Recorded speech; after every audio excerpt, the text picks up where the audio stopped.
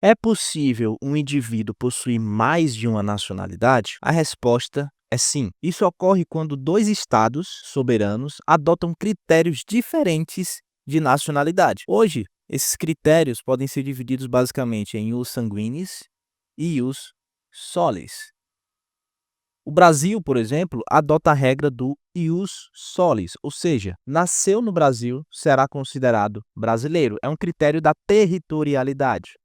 Critério, vamos até deixar anotado aqui, é um critério da territorialidade, ok? Por outro lado, nós temos a Itália, né? A Itália adota o critério ius sanguinis, ou seja, sendo descendente de italiano, será considerado italiano.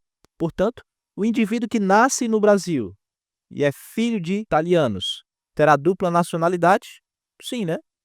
Exatamente isso. A pessoa que nasce no Brasil, em território brasileiro, e é filho de italianos, terá dupla nacionalidade. Então, a resposta aqui é que será, nesse caso, né? Nesse caso, possuirá dupla nacionalidade, ok? Por quê? Porque na Itália, vamos deixar aqui bem especificado. Na Itália, o critério é o sanguíneo, e no Brasil, o critério é o território. É o território. Nasceu no Brasil, é brasileiro. E tem sangue italiano, é filhos de italiano, vai ser considerado italiano. E existe ainda, pessoal, os chamados apátridas, né? Nesse caso, o sujeito nasceu em um local onde é adotado o critério sanguíneo e seus pais não são de uma nacionalidade que adota o critério da territorialidade. Então é só nós invertermos um pouquinho, né? Imagine um indivíduo que nasceu na Itália e seus pais são brasileiros. Ele não nasceu no Brasil e seus pais não têm sangue italiano. Então, nesse caso, ele seria considerado apátrida, né? Ele será considerado apátrida por justamente não encaixar, não se enquadrar em nenhum dos critérios.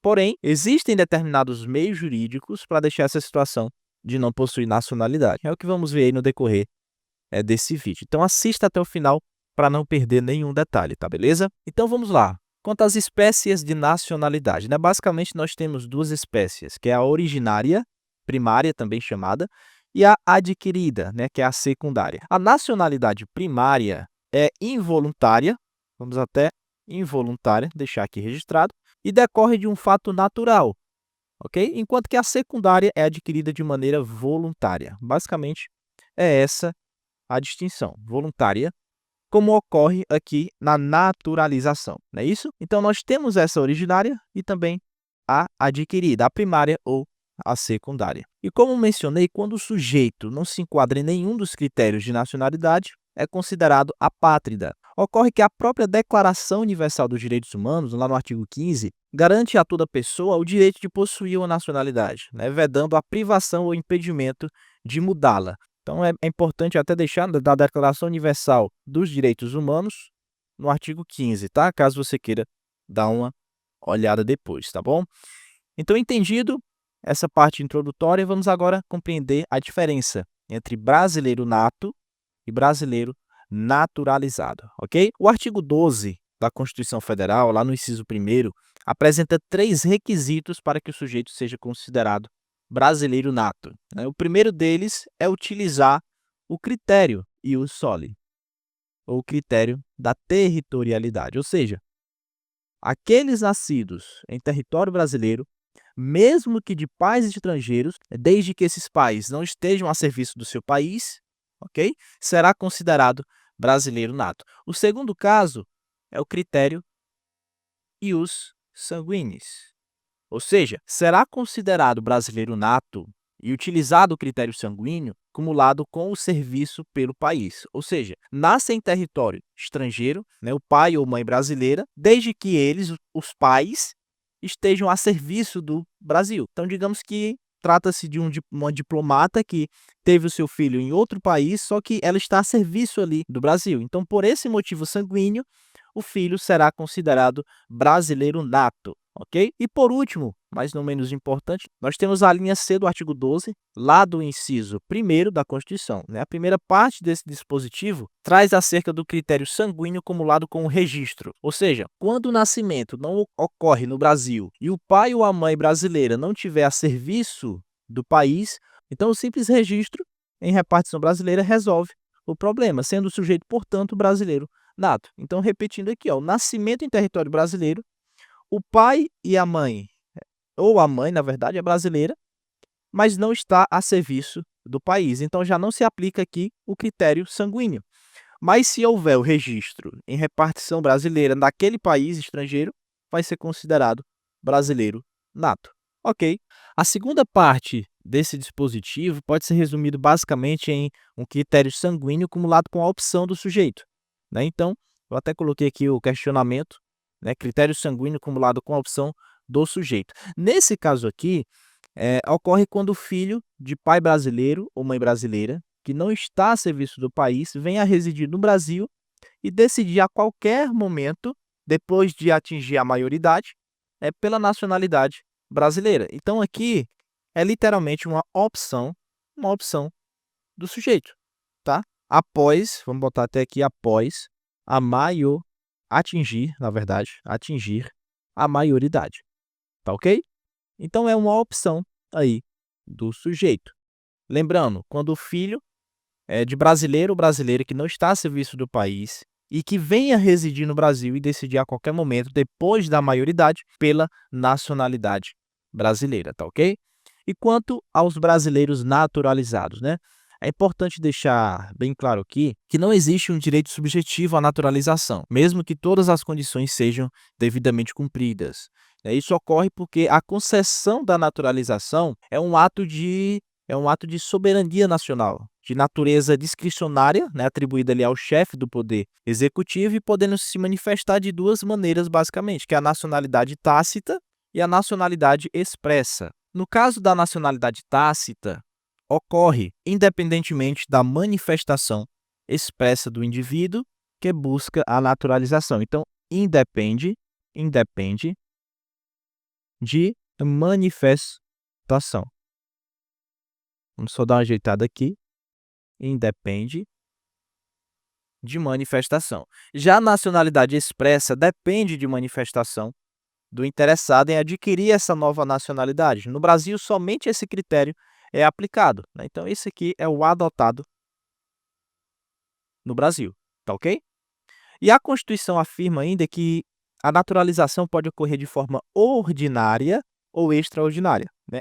Essa primeira aqui engloba aqueles que, de acordo com a legislação vigente, adquirem a nacionalidade brasileira. Então, aqui a gente lembra logo da legislação, né? É a maneira ordinária de se possuir naturalização.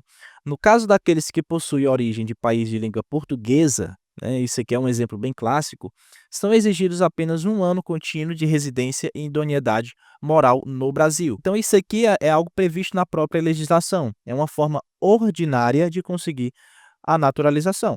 Vamos até colocar aqui na frente países, né, de língua portuguesa. Aqui é exigido o quê? 1 ano contínuo de residência mais idoneidade moral, tá? Isso aqui é um exemplo da naturalização ordinária, ok?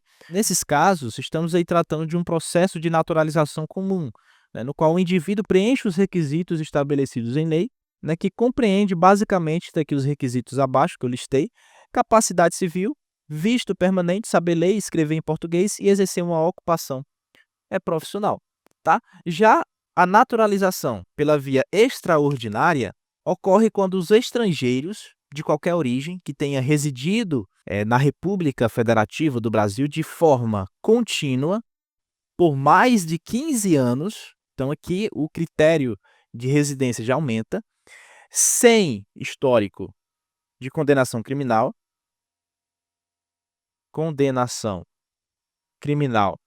desde que solicitem formalmente a nacionalidade brasileira. Então, a maneira extraordinária é por meio desse requisito aqui.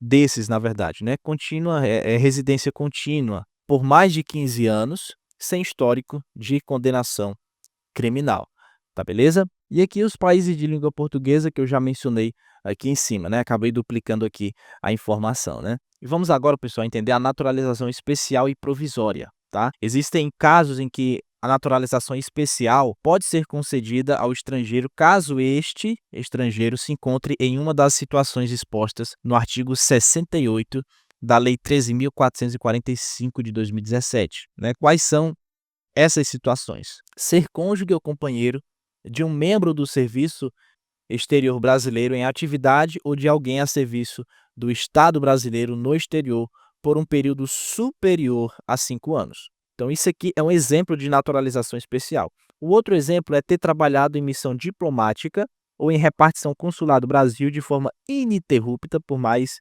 de 10 anos. Tá? Esses dois requisitos aqui, essas duas situações do artigo 68, são exemplos de naturalização especial.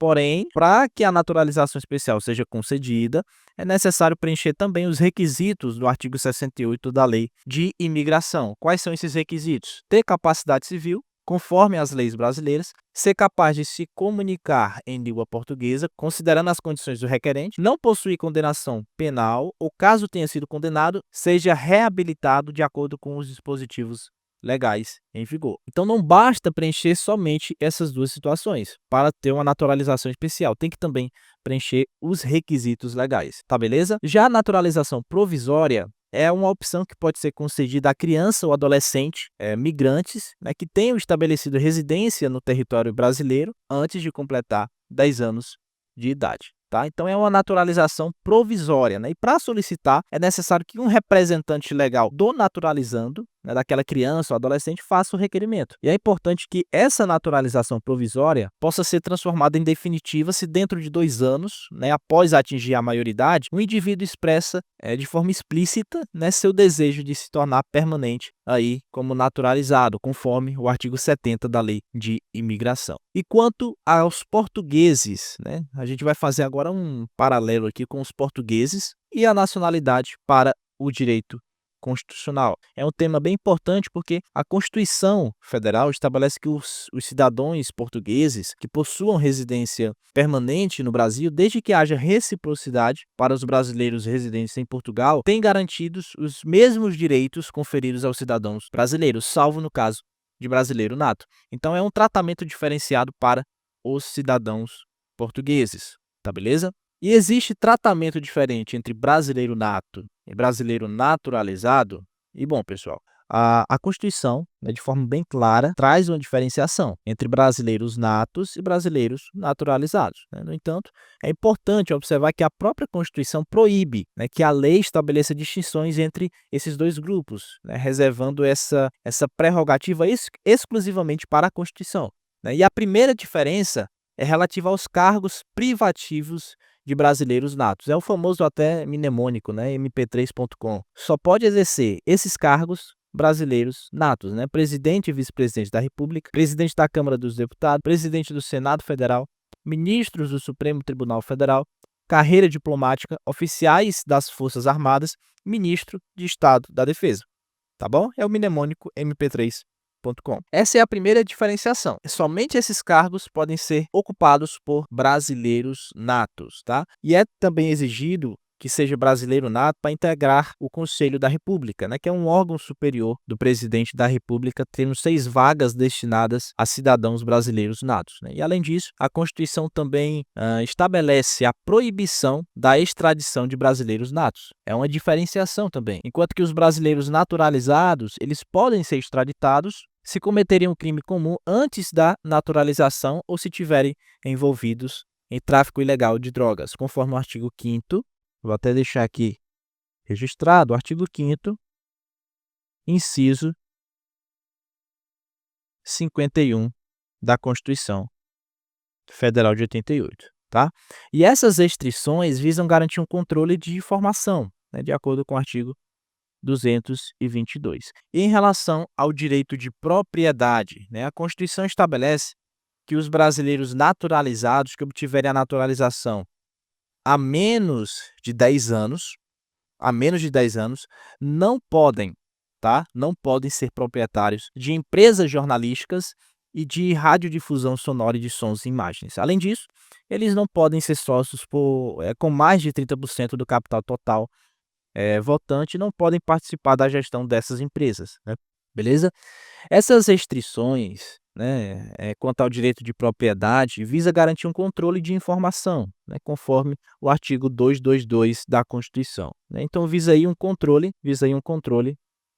da informação, na verdade, um controle da informação, conforme o artigo 222. Tá, beleza? E quanto à perda da nacionalidade, né? A perda da nacionalidade de um indivíduo é uma situação que só pode ocorrer nas situações expressamente estipuladas na Constituição, de acordo com o artigo 12, parágrafo 4º, né? Tal dispositivo estabelece que a nacionalidade de um brasileiro será declarada como perdida nos seguintes casos, ó: quando a naturalização for revogada por ordem judicial, devido à prática de atividades prejudiciais aos interesses nacionais, e quando ele adquirir outra nacionalidade, ao menos que isso ocorra por meio de reconhecimento da nacionalidade originária por uma lei estrangeira ou pela imposição de naturalização de acordo com a legislação estrangeira a um brasileiro que reside em um país estrangeiro como uma condição para permanecer em seu território ou para exercer seus direitos civis. Então ele acaba perdendo a naturalização brasileira por uma imposição legal de outra lei estrangeira. É basicamente isso, ok? E para finalizar, pessoal, não confunda alguns termos importantes quando o assunto é nacionalidade na Constituição. O primeiro deles é a própria nacionalidade, né? É um vínculo jurídico político de direito público interno que liga a pessoa ao Estado, fazendo com que ela se torne um dos membros desse Estado, tá? Já a nação é um agrupamento humano, estando ligado a elementos culturais, históricos, econômicos, tradições, costumes e possui a consciência coletiva. Esse é o conceito de nação. Já o conceito de povo é um conjunto de pessoas que fazem parte do Estado. Não tem necessariamente essa ligação cultural, histórica, enfim, sendo um elemento humano, né, ligado por um vínculo jurídico-político, que é a própria nacionalidade. População é um conjunto meramente demográfico, tá? As pessoas que estão em uma determinada região é considerado população, né? É a composição de pessoas que residem em um território, podendo ser nacionais ou não. Já cidadão serve para designar os nacionais, né, natos ou naturalizados, que estejam no gozo dos seus direitos políticos e que sejam participantes da vida do Estado. Basicamente, como é que a gente identifica o cidadão? É aquela pessoa que tem um título eleitoral. A pessoa que tem um título eleitoral é considerado cidadão. Isso aqui dentro do território brasileiro. Tá, beleza? Já o estrangeiro é todo indivíduo que não é nacional, ou seja, não é nato nem naturalizado e não pertence a esse povo, né? Todos aqueles que não são tidos por nacionais são estrangeiros e eventualmente podem ser apátridas, ou seja, destituídos, não possuem qualquer nacionalidade, tá certo? Então por hoje é só, eu espero que você tenha gostado e eu tenha te ajudado a entender esse tema tão importante no direito constitucional. Lembrando que eu publiquei um artigo bem completo sobre nacionalidade em nosso blog, eu vou deixar o link aí na descrição e eu te vejo no próximo vídeo. Um forte abraço e valeu!